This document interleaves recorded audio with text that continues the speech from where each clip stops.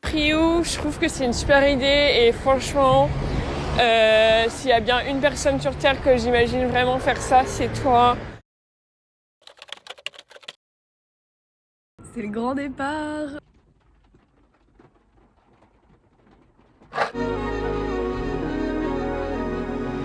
Salut, si tu me connais pas, moi c'est Émilie et en ce moment je fais un tour de France en van aménagé à la rencontre de ceux qui travaillent au quotidien pour sauver les animaux sauvages de notre beau pays. Alors si t'aimes l'aventure, les animaux, la van life et la France, abonne-toi et clique sur la cloche pour ne rien rater. Dans ce premier épisode, je vais te raconter comment j'ai créé mon projet et je vais te donner tous mes conseils.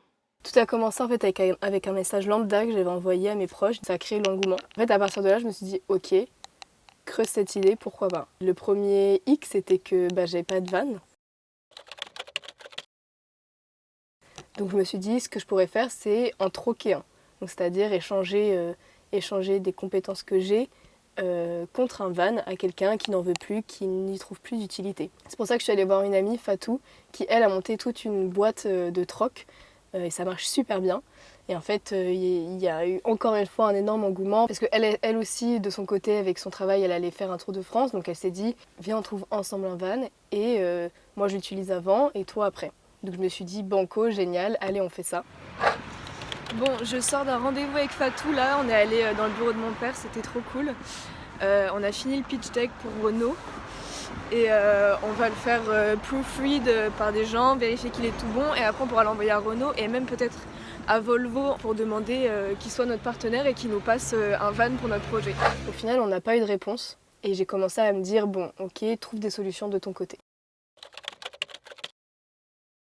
Arrivé en avril, je commence à chercher des fonds. Donc j'envoie une candidature à ma ville qui a une bourse qui s'appelle Coup de pouce à ton projet. C'est ok, j'ai un rendez-vous pour en parler un peu plus et pour ensuite présenter mon projet à une commission.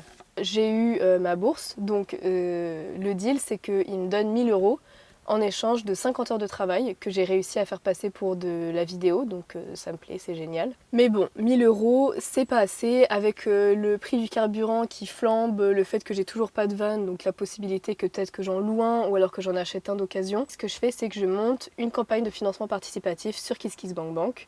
D'ailleurs, merci du fond du cœur à tous ceux qui ont participé, vraiment c'est génial. J'ai atteint mon objectif assez vite, enfin super vite même, je suis super contente. Et donc le process de création de cette campagne participative, ça met un peu de temps parce qu'il faut le faire bien, il faut faire une vidéo de présentation, il faut créer des visuels, il faut écrire tout le storytelling autour pour que les gens comprennent de quoi tu parles et que ça leur donne envie.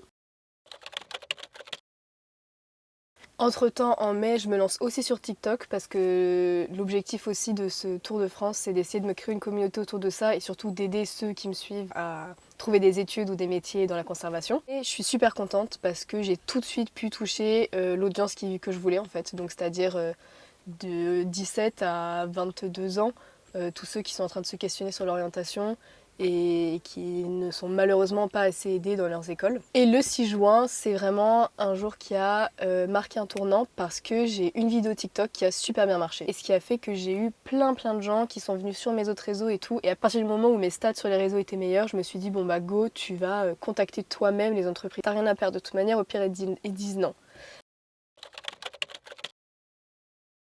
Du coup, je crée mon propre pitch deck avec mes stats de réseaux sociaux, etc. Ce que je leur offre en échange, quels sont mes objectifs, etc., etc.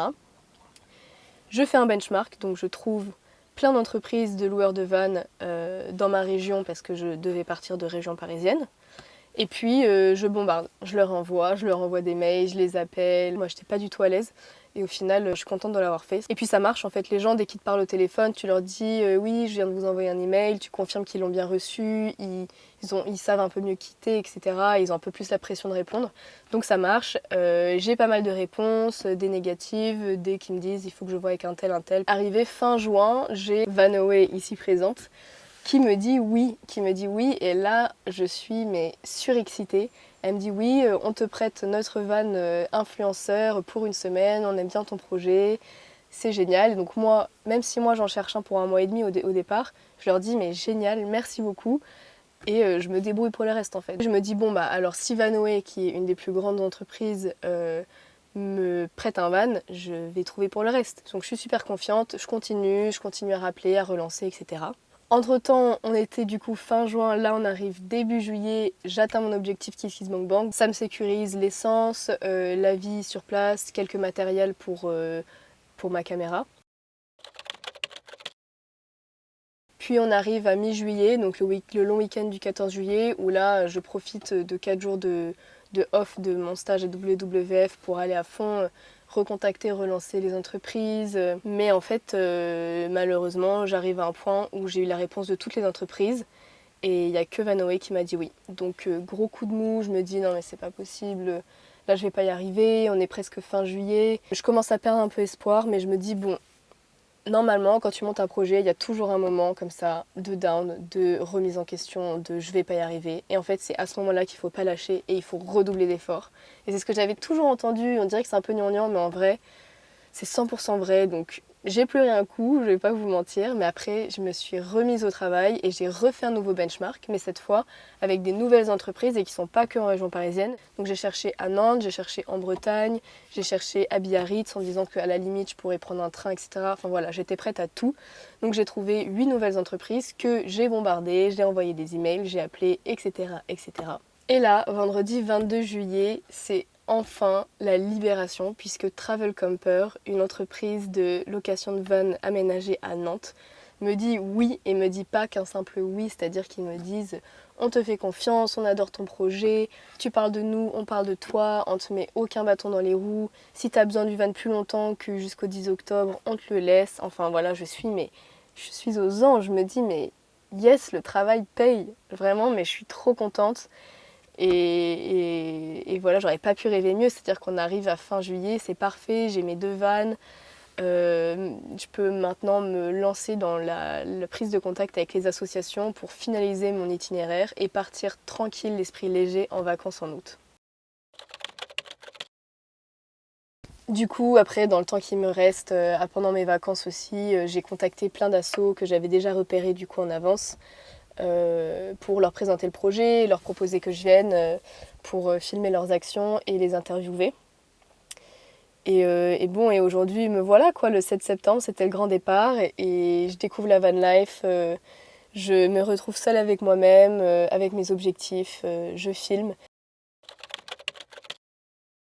Enfin bref, tout ça, c'était un petit récap, mais c'est en gros pour dire que quand tu as un projet, enfin moi je l'ai fait, c'est-à-dire que mes études c'est scientifique et politique, je n'ai jamais fait des études de commerce ou j'ai jamais appris l'entrepreneuriat ou quoi que ce soit, c'est-à-dire que si tu as des objectifs, tu te les mets, il faut pas qu'ils soient trop grands, sinon c'est presque sûr que tu vas rater et du coup ça va être décourageant. Il faut pas qu'ils soient trop petits, sinon tu vas pas sortir de ta zone de confort et tu vas pas avancer, tu vas pas avoir la détermination de te bouger pour le faire. Mais en fait, il faut qu'ils soient vraiment dans cet entre-deux qui te fait sortir de ta zone de confort, mais qui ne sont pas trop durs, qui sont quand même atteignables. Et dans ce cas-là, t'apprends énormément et t'arrives surtout à atteindre tes objectifs et quel bonheur, quoi. Donc voilà, c'était une petite aparté. Je me disais que c'était important de vous parler de toutes les étapes. Et j'espère que si toi qui me regardes, t'as un projet, bah, ça va te donner la niaque de continuer. Et il faut pas hésiter à demander conseil, quoi. Moi, je suis allée voir plein de gens, j'en ai parlé à plein de gens. Je sais que souvent, il y a 2 personnes. Il y a ces personnes qui se disent je parle pas d'un truc que je veux faire jusqu'à ce que je le réalise parce que j'ai peur que ça me porte l'œil ou j'ai peur qu'on me juge si j'y arrive pas ou si je change d'objectif.